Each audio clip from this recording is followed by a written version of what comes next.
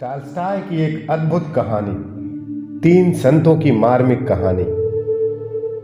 रूस के Orthodox church के आर्च बिशप को जब यह पता चला कि उसके नियमित प्रवचन में भाग लेने वाले बहुत से लोग एक झील के पास जाने लगे हैं। उस झील के बीच में छोटा सा एक टापू था जहां एक पेड़ के नीचे तीन बूढ़े रहते थे और गांव वालों का यह कहना था कि वे तीनों संत हैं। आर्च बिशप को यह बात बहुत नागवार गुजरी, क्योंकि ईसाई धर्म में संत केवल उन्हें ही माना जाता है जिन्हें वेटिकन द्वारा विधिवत संत घोषित किया गया हो।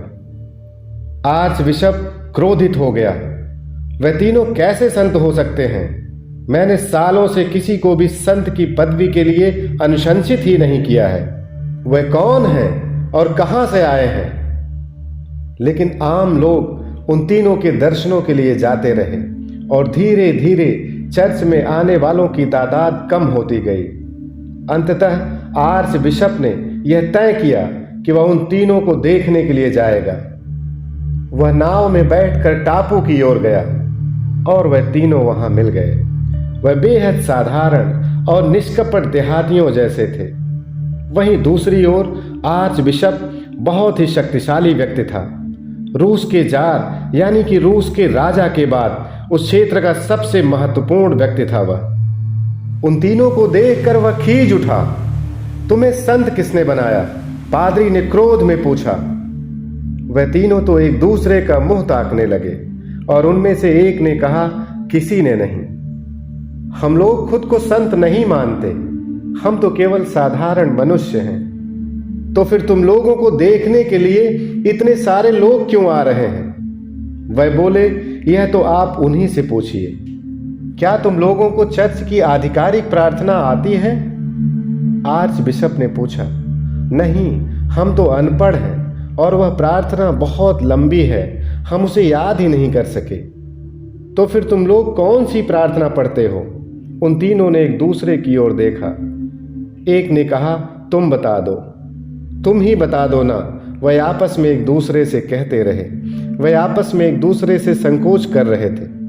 आर्च बिशप यह सब देखकर अपना आपा खो बैठा और उसने अपने मन में सोचा, इन लोगों को तो प्रार्थना करना भी नहीं आता, कैसे संत हैं यह?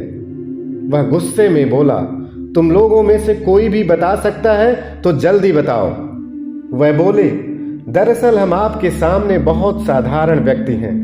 हम लोगों ने खुद ही एक प्रार्थना बनाई है, पर हमें तो यह पता ही नहीं था कि इस प्रार्थना को चर्च की मंजूरी भी मिलना जरूरी है। हमारी प्रार्थना तो बहुत ही साधारण है, हमें माफ कर दीजिए, हम आपकी मंजूरी नहीं ले पाए। हम इतने संकोची हैं कि हम आ ही न सके। हमारी प्रार्थना है, ईश्वर तीन है और हम भी तीन हैं, हम पर दया करो, यही हमारी प्रार्थना है। आर्च बिशप बहुत क्रोधित हो गया। ये प्रार्थना है? मैंने ऐसी प्रार्थना कभी नहीं सुनी। और वह जोरों से हंसने लगा। वह बोले, आप हमें सच्ची प्रार्थना करना सिखा दें। हम तो अब तक यही समझते थे कि हमारी प्रार्थना में कोई कमी नहीं है। ईश्वर तीन है और हम भी तीन हैं, और भला क्या चाहिए? बस ईश्वर की कृपा ही तो चाहिए। उनके बहुत अनुरोध करने पर आर्च बिशप ने उन्हें चर्च की आधिकारिक प्रार्थना बताई और उसे पढ़ने का तरीका भी बताया। प्रार्थना काफी लंबी थी और उसके खत्म होते होते उनमें से एक ने कहा, हम तो शुरू का भाग ही भूल गए। फिर आर्च बिशप ने उन्हें दोबारा बताया और फिर वह आखिरी का भाग भूल गए। आर्च बिशप तो बिल्कुल झुंझला ही गया और बोला, तुम लोग किस तरह के आदमी हो? एक छोटी सी प्रार्थना भी नहीं याद कर सकते? वह तो विनम्रता से बोले, माफ करें हमें, लेकिन हम लोग बहुत अनपढ़ हैं और हमारे लिए इसे याद करना थोड़ा मुश्किल है। इसमें बहुत बड़े बड़े शब्द हैं, कृपया थोड़ा धीरज रखें। यदि आप इसे 2-3 बार हमें सुना देंगे तो शायद हम इसे याद कर लेंगे। आर्च बिशप ने उन्हें 3 बार प्रार्थना सुनाई। वह बोले, ठीक है, अब से हम यही प्रार्थना करेंगे।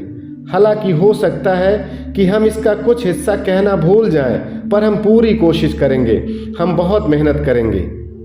आर्च बिशप संतुष्ट था कि अब वह लोगों को जाकर बताएगा कि उसका पाला कैसे बेवकूफों से पड़ा था। उसने मन में सोचा, अब लोगों को जाकर बताऊंगा कि वह जिन्हें संत कहते हैं उन्हें तो धर्म का का खा गा भी नहीं आता और वह ऐसे जाहिलों का दर्शन करने जाते हैं। यही सोचते हुए वह नाव में जाकर बैठ गया। नाव चलने लगी और वह अभी झील में आधे रास्ते पर ही था कि उसके पीछे से उन तीनों की पुकार सुनाई दी। उसने मुड़कर देखा, वह तीनों पानी पर भागे हुए नाव की तरफ आ रहे थे। उसे अपनी आंखों पर तो यकीन ही नहीं हुआ। वह लोग पानी पर भागते हुए आए और नाव के पास पानी में ही खड़े हुए और बोले, माफ कीजिए, हमने आपको कष्ट दिया।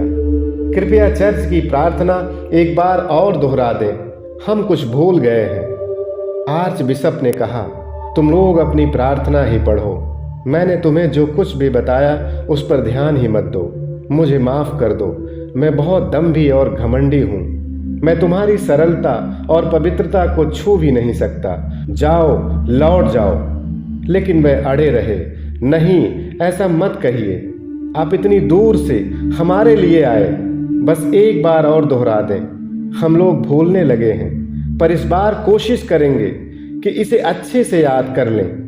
लेकिन आर्च बिशप ने कहा, नहीं भाइयों, मैं खुद सारी जिंदगी अपनी प्रार्थना को पढ़ता रहा, पर ईश्वर ने उसे कभी नहीं सुना। हम तो बाइबिल में ही यह पढ़ते थे कि ईसा मसीह पानी पर चल सकते थे, पर हम भी उस पर शंका ही करते रहे। आज तुम्हें पानी पर चलते देखकर मुझे अब ईसा मसीह पर विश्वास हो चला है। तुम लोग लौट जाओ, तुम्हारी प्रार्थना संपूर्ण है। तुम्हें कुछ भी सीखने की जरूरत नहीं है। तुम्हारी प्रार्थना ठीक थी, इसलिए सुन ली गई। मेरी प्रार्थना ठीक नहीं थी, इसलिए अभी तक नहीं सुनी गई। कहानी हमें सिखाती है, जो सीधा है, सरल है, निष्कपट है, निर्दोष है, वह हमेशा सुन लिया जाता है, और जो सुन लिया जाता है वही श्रेष्ठ है।